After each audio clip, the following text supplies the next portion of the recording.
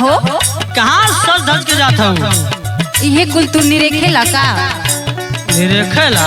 हाँ। अरे रास्ता से जात हो तो देखनी बोल देनी कि निरेखत का है तो। अच्छा देखा तो यार आदत बहुत खराब है। का भाई? हम जब भी रास्ता से जानी ना हाँ। तो तू हमेशा हमके टोक लगावेला। सुना हाँ बोला। ताकेला सब ही हमारे ओरिया बाजेला जब जब छाप।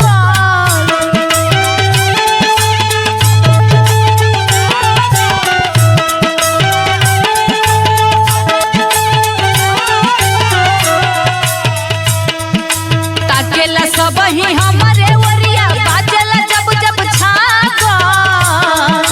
तोहरा जैसन के तना लइका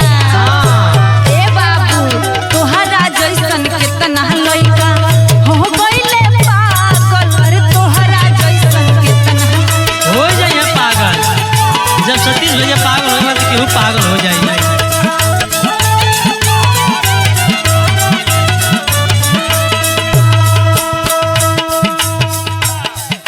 मतलब तू सबके पागल करे चलू ये तोर काम है। तब का तू का बुझत थोड़ा ऐसा है ये हम के चीज में बड़ी चिंता हो का जान तू का बताई तोहरा का चिंता हो सुना का चिंता है तावा चले लू गोरिया पीछे बजरिया कोई के मेकअप मांगा। अरे होई देखो ना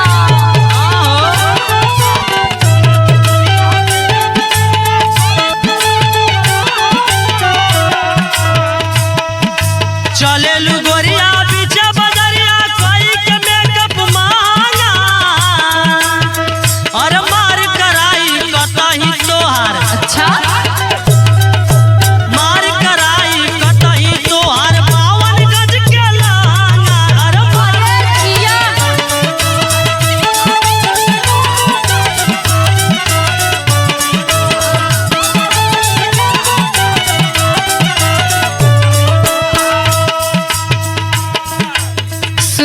सुनावा तू हमेशा नजर गड़ौले रहेला हमारे पे। हाँ हाँ हाँ तू ऐसा है केहू नजर गड़ाई हो। अच्छा हाँ सुना सुनावा नई के फिकीर कौनो मारे या बवाल के बुझला हमारा बाप फिकीर समझला।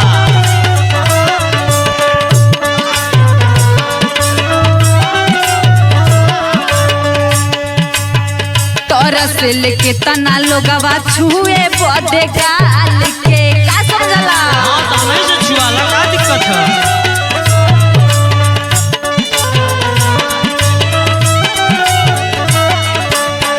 नई के फिकीर कौनो मारे या बवाल के तोर से लेके तना लोगवा छुए बदे गाल के। अच्छा देखी जवनिया बूढ़ पुरनिया कहेले दिलवा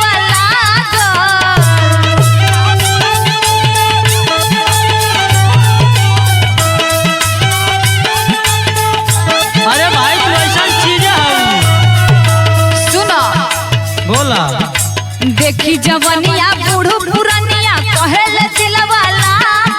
अरे तोहरा जैसन के तना लइका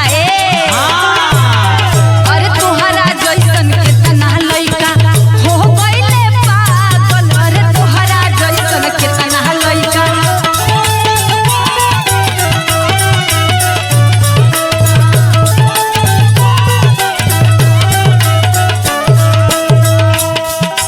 बुझला।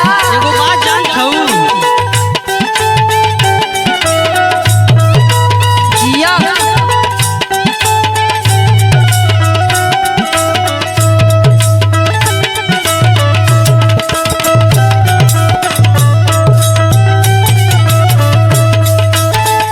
देखला तोरा ऊपर हल चलो भैया नजर गड़ा के ताकत हो। सब लोग देखत के मना करबू। एगो बात जानत हूँ का हो ये जो सौदा सजा के चलत हूँ अच्छा ये तनी कंट्रोल में करा मतलब बहुत कम करा ठीक ना। काहे के काहे की अच्छी बात ना है। अच्छा हाँ अभी तो कुमार हूँ ना तू हमके समझावत हुआ कि अच्छा बात ना है। हाँ हो कुमार हूँ इतना सज धज के बहरे मत निकल करा। अच्छा जाना तारू का है काहे हो ओढ़ानी से तो पाना देखावा तू खजानावा ओसे तो के का लेवे देवे कहो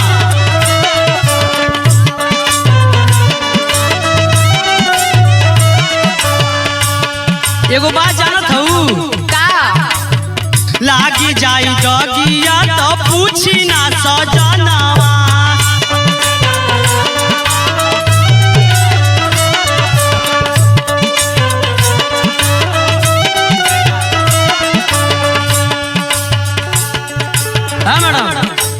हो सुनाई देता ना एकदम सुनाई देता तू कहा तो जो हम बोल रहे हैं ध्यान से सुनिए ठीक है सुनाइए हाँ ओढ़ानी से तो पाना देखावा तू खजानावा लागी जाई डगिया तो पूछी ना सजनावा कहे जीते सवा पड़ेगा तुमको दुखवा भारी सहना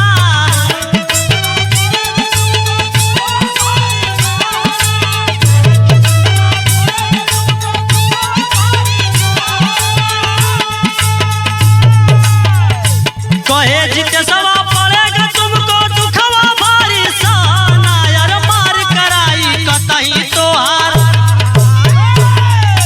मार कराई कतही तोहार 52 गज के लहंगा यार मार कराई